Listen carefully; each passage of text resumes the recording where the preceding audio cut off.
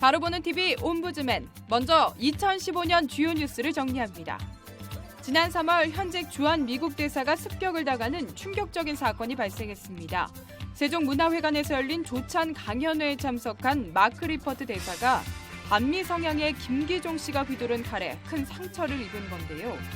리퍼트 대사는 피습 직후부터 의연한 모습을 유지해 이번 사건이 한미 동맹의 초대형 악재로 작용할 것이란 일각의 우려를 불식시켰습니다. 지난 5월 국내에서 처음으로 확인된 중동 호흡기 증후군 메르스는 올 한 해 우리 사회 전체를 혼란에 빠뜨렸습니다. 무려 190일 동안 186명이 감염됐고 그중에 38명이 목숨을 잃었는데요. 메르스 공포가 확산하면서 소비가 위축되고 외국 관광객이 감소해 우리 경제 전반에도 큰 타격을 줬습니다. 8월엔 북한이 파주 지역 비무장지대에 매설한 목함지뢰에 우리 장병 2명이 크게 다치는 사건이 발생했습니다. 도발에 맞서 우리 군이 대북 확성기 방송을 재개하고 북측이 포격을 개시하면서 군사적 긴장이 고조됐는데요. 남북 고위 당국자 접촉이 성사되면서 극적으로 종결됐습니다. 고위 당국자 접촉의 결과로 10월엔 남북 이산가족 상봉 행사가 성사되기도 했습니다. 찬반 논란이 뜨거웠던 중고교 역사교과서 국정화가 확정 고시됐습니다. 정부와 여당은 현행 검정 역사교과서에서 대한민국의 정통성을 부정하는 좌편향적 내용이 들어있다고 주장한 반면 야당은 친일 독재를 미화하려는 시도라고 맞서며 논란이 거셌는데요. 결국 새 역사교과서는 1년여간의 집필 과정을 거쳐 오는 2017년 3월부터 일선 학교에서 쓰이게 됐습니다. 거산 김영삼 전 대통령의 서거 소식도 전해졌습니다. 한국 민주화의 상징이었던 김 전 대통령의 서거 소식이 전해지자 전국 각지에서 23만 명이 넘는 조문객이 빈소와 분향소를 찾았는데요. 국제통화기금 구제금융 사태로 빛이 바래긴 했지만 김 전 대통령 재임 시절 금융실명제 실시와 공직자 재산 공개 같은 업적들이 다시 한번 부각됐습니다.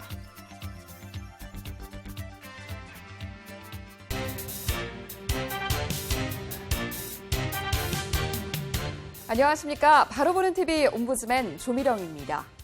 2년 넘게 집에 갇힌 채 굶주림과 친부의 학대에 시달렸던 11살 여자 어린이 소식이 알려지면서 좀처럼 줄지 않는 아동 학대와 그 처벌 수위를 둘러싼 논란이 다시 거세지고 있습니다. 언론은 이 과정을 어떻게 보도했는지 시청자평가원의 모니터 결과를 들어보겠습니다. 오늘은 김재현의 정정당당과 백나리의 이슈 저격을 살펴본 김민기 시청자평가원의 의견을 함께하겠습니다. 먼저 한 주간 뜨겁게 달군 이슈를 되짚어보는 김재현의 정정당당에 대한 모니터 내용을 만나보시죠.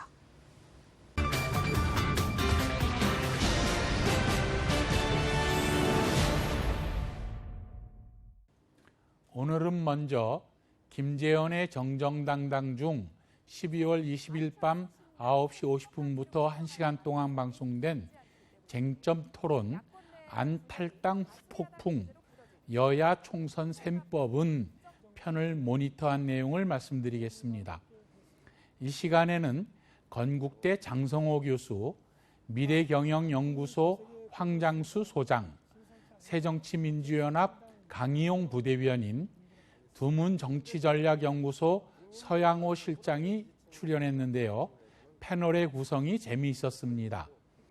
김재현 기자의 질문과 답변한 내용을 보면 각각의 패널이 조금씩 입장이 다름을 알 수 있는데요. 첫 번째 질문, 안풍이 심상치 않습니다. 안철수 신당 파괴력을 놓고 의견이 분분한데 지난 대선을 강타했던 안철수 신드롬이 다시 재현될 것으로 보십니까? 라고 하는 질문에 서양호 실장은 새누리당표와 부동층을 가져와 야권 분열이 아니라 야권 지도를 확대하고 있다. 현재까지는 잘하고 있고 태풍의 소지가 있다고 안철수 의원을 긍정적으로 보는 입장입니다. 장성호 교수는 통일부 정책자문위원이기도 한데 여론은 허풍, 거품이다. 새 정치를 내세우는데 새 정치란 계파 청산, 지역주의 구도 청산이라고 할 때 결국은 호남에 기대하는 정치는 새정치가 아니다고 폄하하는 입장입니다. 두 번째 질문, 안철수 의원이 호남에 가서 영호남 지역차별 시비를 하면서 호남의 한을 풀겠다고 공약했어요. 지역 구도에 기대는 것 아니냐는 의도로 보는 견해도 나왔는데 어떻게 보셨습니까? 라고 하는 질문에 대한 답을 보면 황장수 소장은 지역 구도에 기대서 일정하게 지지 기반을 확보하는 그런 행태라면 헌정치다라고 비판적인 입장입니다. 강희용 부대변인은 전 박원순 시장 후보 정책 대변인이었는데 야권의 외연 확장이라고 보기에는 결과적으로 야권 분열의 프레임으로 가고 있습니다. 지금의 지지율은 빠질 수밖에 없습니다라고 역시 부정적으로 봅니다. 서양호 실장은 천하 3분지계에 따라서 진보와 중도와 보수로 나누겠다는 애초의 구도대로 새정치민주연합은 보다 더 혁신하는 세련된 진보로 나가고 안철수 의원은 중도로 더 나간다면 호남은 결국 범야권을 지지할 것이기 때문에 야권은 파이를 키우게 된다는 주장대로 안철수 의원을 지지하는 것으로 분석됩니다.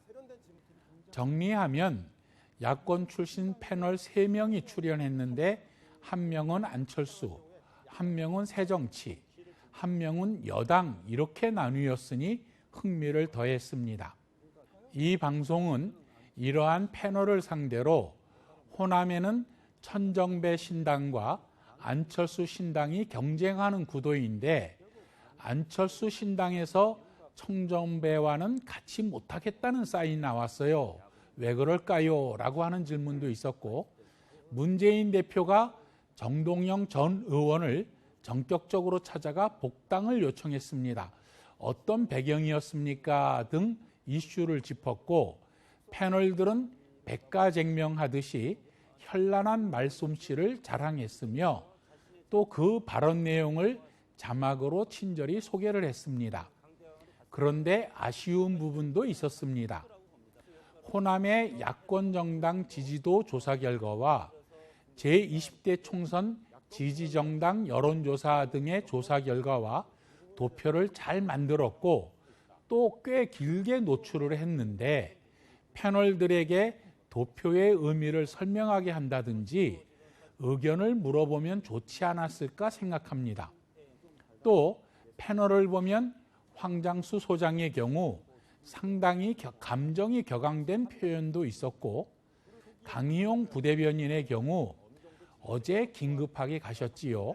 두 분이 오랜만에 만나신 거죠. 식으로 시청자를 높이는 것이 아니라 당대표를 높이는 경어체를 사용한 것은 귀에 거슬렸습니다. 김재현 기자는 패널들이 극우 보수 표현으로 감정이 격해졌을 때 백세 인생 이야기로 절묘하게 분위기를 전환시키는 묘도 발휘했지만 피곤하고 지친 표정, 패널이 조금 오래 발언하자 레이저 시선과 차갑고 짜증나는 눈빛을 보이는 것은 좀 개선할 필요가 있겠고 패널들이 모두 퇴장한 후 스튜디오에 혼자 남아 클로징 멘트를 하는 것은 좀 어색했습니다. 김재현 기자는 앞으로 밝은 표정, 활달한 제스처, 패널들을 이끄는 모습을 보이도록 신경을 쓸 필요가 있겠습니다. 그래야 명실상부하게 정치부 기자가 팩트를 바탕으로 전문성을 강화한 시사 토크쇼가 될 겁니다. 김재현의 정정당당을 살펴본 김민기 시청자 평가원의 의견을 함께 하셨는데요. 정치부 여 기자가 전하는 새로운 뉴스, 백나리의 이슈 저격은 또 어떤 평가를 받았는지 함께 만나보시죠.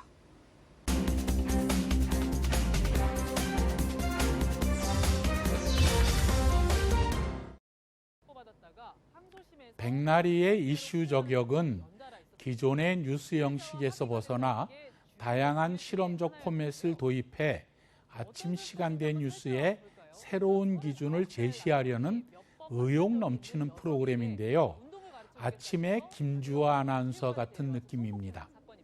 이번에는 12월 22일 아침 10시 4분부터 8분 20초 동안 방송된 세 번째 이슈 저격 키워드 3 성범죄 관대한 처벌 외 편을 모니터한 내용입니다. 이날은 최단비 변호사가 출연해 도움말을 주었는데 첫 질문은 피해자와 합의하는 것이 형을 낮추는데 굉장히 영향을 미치는 것 같네요. 법원에서는 왜 이렇게 하나요? 이렇게 물었습니다. 답은 우리나라에서는 법을 정할 때 예를 들면 강간죄입니다. 강간죄는 법에서 몇 년의 형을 받는다라고 딱 정해져 있는 것이 아니라 3년 이상의 유기징역이다 이렇게 되어 있습니다.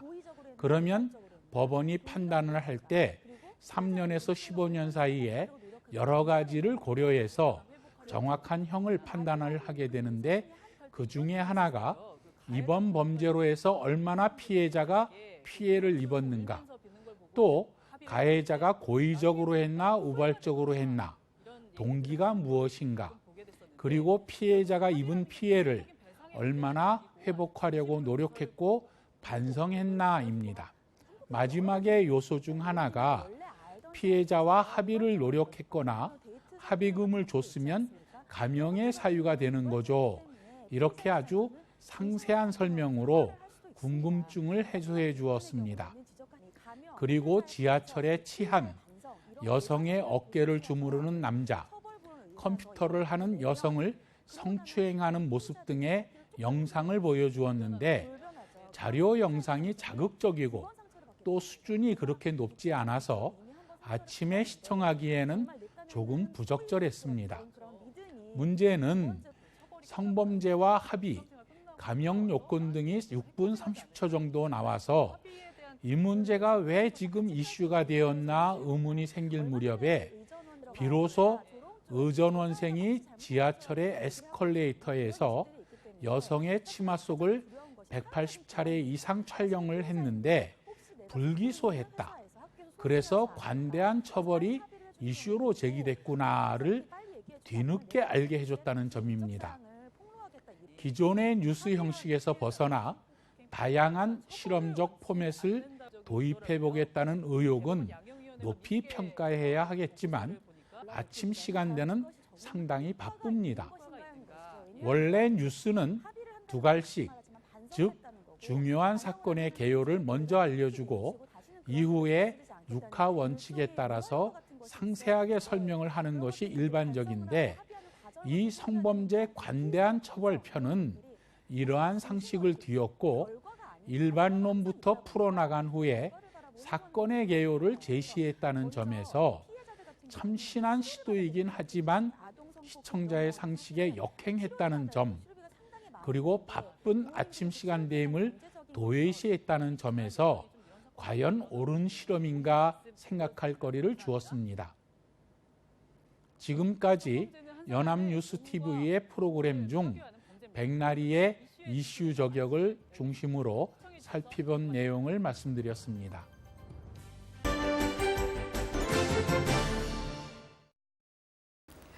연합뉴스TV에서 방송하는 제작 프로그램에 대한 시청 소감을 들어보는 캠퍼스 TV 리포트 시간입니다. 오늘은 하모니를 살펴본 숙명여자대학교 식품영양학과 윤수빈 학생 나와 있습니다. 어서 오세요. 안녕하세요. 네, 하모니를 모니터했다고 들었는데 어땠나요? 네, 다문화 가정 여성들의 사실적인 모습들과 다정한 목소리의 내레이션이 어우러져서 따뜻하면서도 안타까운 두 가지 감정이 쉬지 않고 들었는데요. 또 외국인 아내뿐만 아니라 그 가족들 전체가 놓인 밟지만은 않은 상황을 보면서 우리 사회 전반에 존재하는 취약계층들에 대해 다시 한번 생각해 볼 수 있었습니다. 네, 그러면 지난 19일에 방송된 하모니에 대한 모니터 내용 자세히 전해주시죠.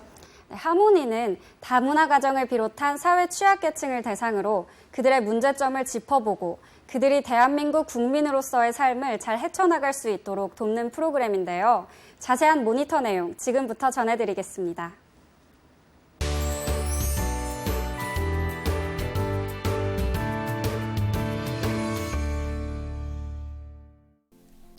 지난 12월 19일에는 그리운 고향집 이제 만나러 갑니다. 두 번째 이야기가 방송되었습니다.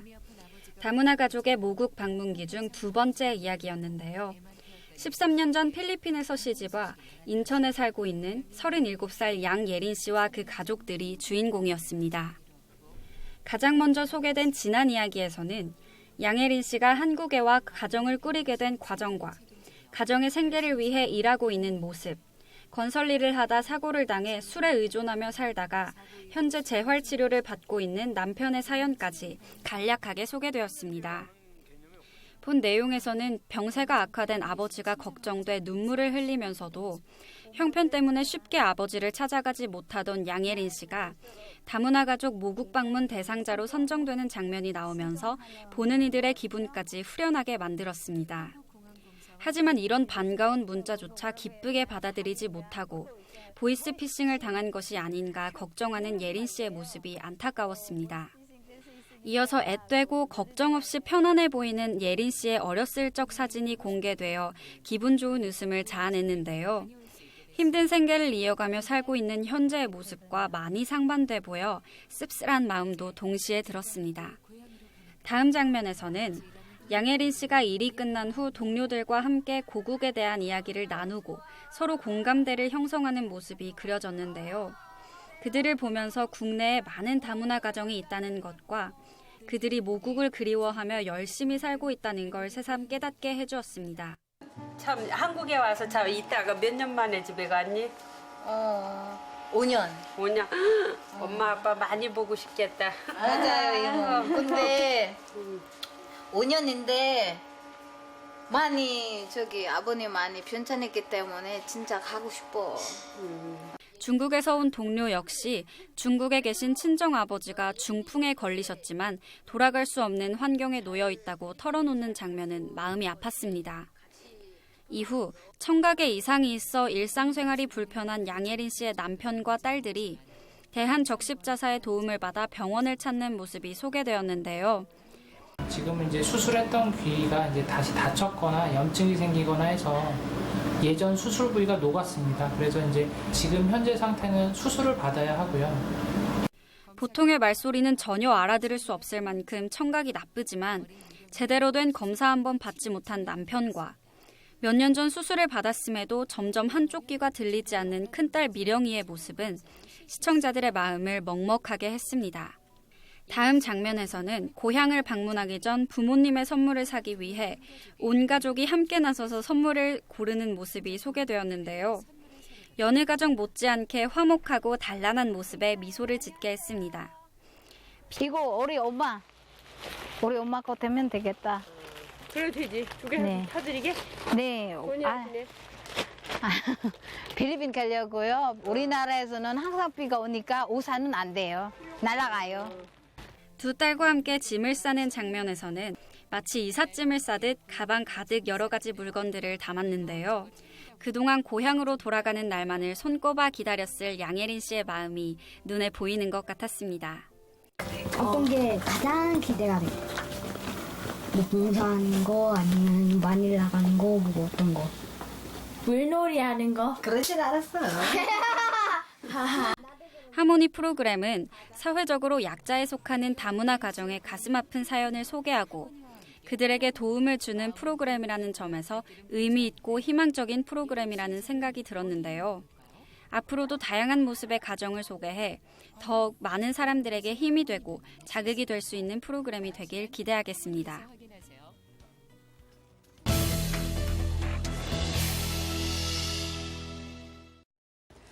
최근 두산 인프라코어가 연령 제한 없이 희망퇴직 신청을 받는다는 소식이 전해지면서 논란이 일었습니다.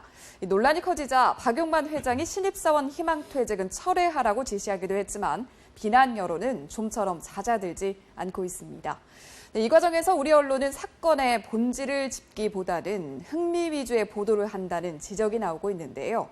그래서 오늘 TV와 비평 시간에는 우리 언론이 두산 인프라코어 희망퇴직 논란을 어떻게 보도했는지 자세히 짚어보겠습니다. 도움 말씀 주시기 위해서 동덕여자대학교 교양교직학부 홍원식 교수님 자리하셨습니다. 교수님 어서 오십시오. 네, 먼저 관련 소식을 우리 언론이 어떻게 전했는지 정리해 주시죠. 예, 올해 들어 이미 3번의 희망퇴직을 받아서 800명 정도의 감원을 실시한 두산인프라코어가 지난 12월 8일부터 4번째 희망퇴직 신청을 받으면서 언론의 주목을 받고 있습니다. 한 해에 4번의 희망퇴직을 실시한다는 것 자체가 굉장히 이례적이고요.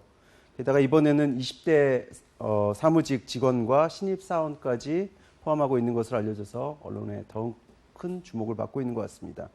전체적으로 우리나라 경기가 이렇게 침체되고 있는 가운데 비단 두산인프라코어뿐만 아니라 여러 기업들이 희망퇴직을 받고 있죠. 하지만 신입 6개월차 직원까지 포함하고 그리고 젊은 20대 직원들에게 희망퇴직을 종용하고 있다는 사실이 알려지면서 많은 충격을 주었습니다. 특히 사람이 미래다 하는 캐치프레이즈를 앞세웠던 기업이 이러한 구조조정을 실시한다는 점에서 더욱 언론의 주목을 받았다고 생각을 합니다.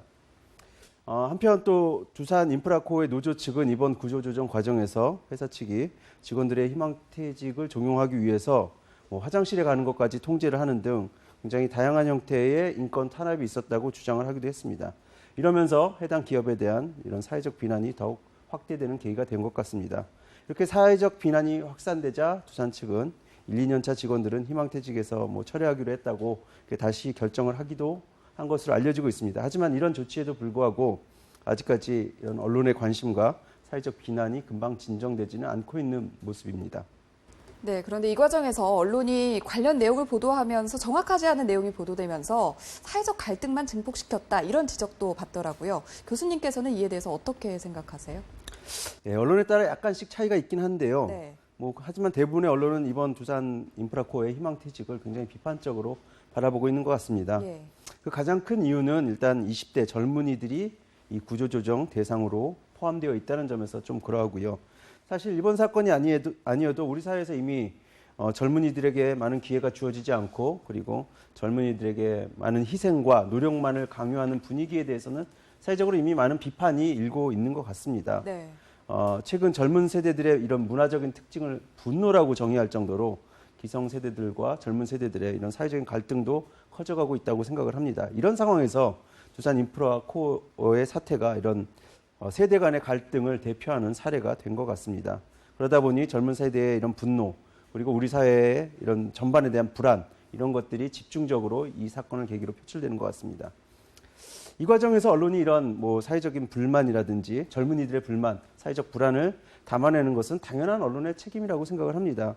특히 구조조정 과정에서 만약에 불법적인 행위가 있었다면 네. 이를 조명하고 시정하기 위한 노력을 함께 보도하는 것도 언론의 중요한 역할이라고 생각을 합니다.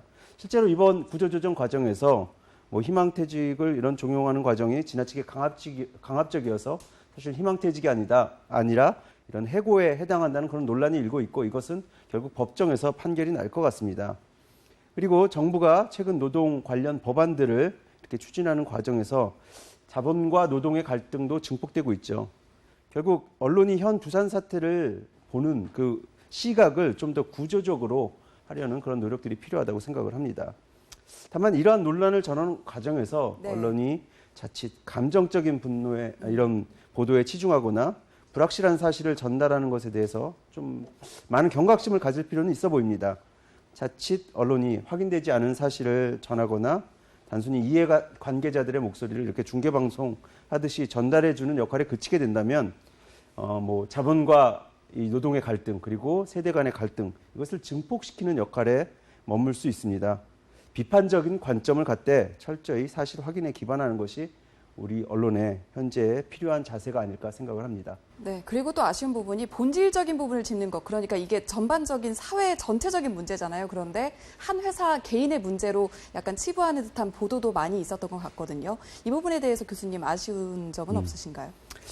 사실 이번 두산인프라코어 보도와 관련해서 가장 아쉬운 부분이 바로 그 지점이라고 생각을 합니다. 예.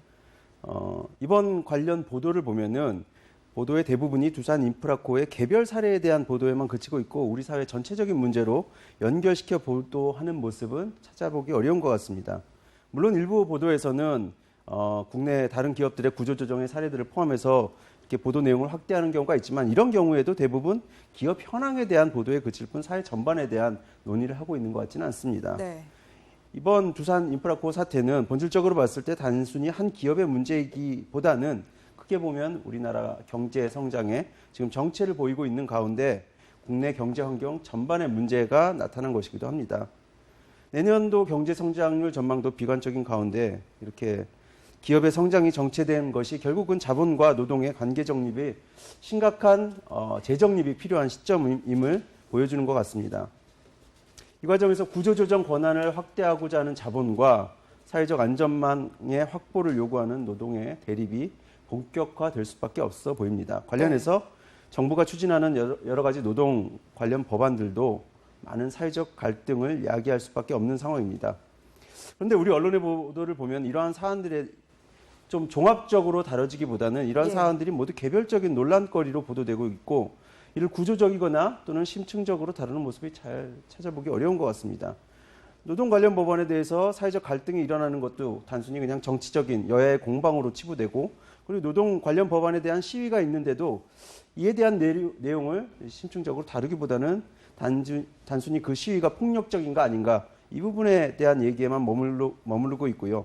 결국 이번 두산 인프라 코어의 경우도 특정 기업에 대한 비난에 집중하고 있을 뿐 현재 우리나라 경제 구조와의 연관성이나 노동 관련 법안과의 연관성 이런 것들이 좀처럼 이렇게 연결되어서 설명하지는 않고 있는 것 같습니다.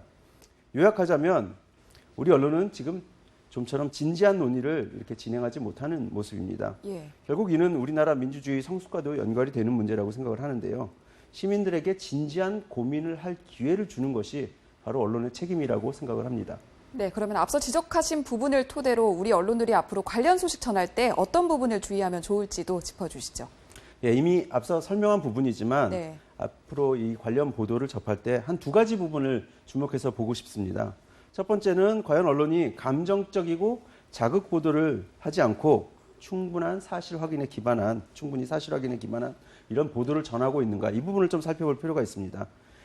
자본과 노동의 갈등 그리고 세대 간의 갈등이 증폭되고 있는 상황이고 이번 사건이 이러한 갈등을 대표하는 사안이 되고 있는 만큼 이를 비판적으로 바라보되 감정적인 갈등만 증폭시키는 그런 보도가 되지 않기를 우리 언론이 책임 있는 자세를 보여야 할 것 같습니다. 두 번째는 우리 언론이 우리 사회 구조적 문제를 바라보고 미래에 대해서 좀 진지한 논의를 진행할 수 있는 기회를 과연 제공하고 있는가 이 부분을 좀 살펴봐야 할 것 같습니다. 단순히 개별 기업의 이런 부도덕성을 비난하는 것을 넘어서 우리 사회의 앞으로 미래를 위한 대안을 찾아보는 그런 진지한 고민이 진행될 수 있도록 유도하는 것이 결국 우리 언론의 책임이라고 생각을 합니다. 책임 있는 언론의 모습을 볼 수 있길 기대해 보겠습니다. 네, 우리 언론이 사회적 문제에 대해서 좀 진지한 고민을 해야 될 것 같습니다. 교수님 오늘 말씀 여기까지 듣겠습니다. 고맙습니다.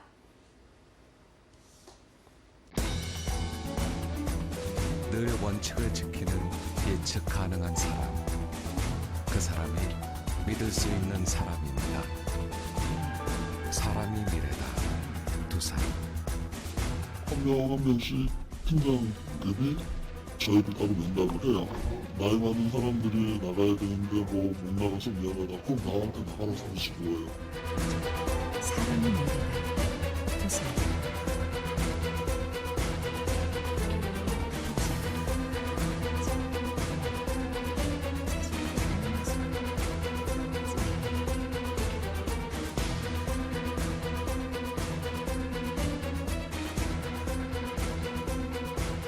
애들이 또 옛날로 돌아오는 거예요, 그냥. 나이 30 넘어서. 나이 30 넘어서 20대, 10대 애들이랑 같이 또 앉아서 그 스터디 만들고 답이 없죠. 현재 감원 바람이 1997년 외환위기 당시보다 더 매섭다는 말이 나오고 있습니다. 감원에 따른 사회적 충격 역시 상당할 거라는 우려가 나오고 있는데요. 사회적 충격을 흡수할 수 있는 장치가 마련될 수 있도록 언론의 역할도 중요할 것 같습니다. 저희 제작진은 언제나 시청자 여러분의 다양하고 소중한 의견을 기다리고 있습니다. 방송을 보고 느낀 소감을 전화나 시청자 게시판 그리고 SNS로 보내주시기 바랍니다. 바로 보는 TV 옴부즈맨 오늘 방송은 여기까지입니다. 시청해주신 여러분 고맙습니다.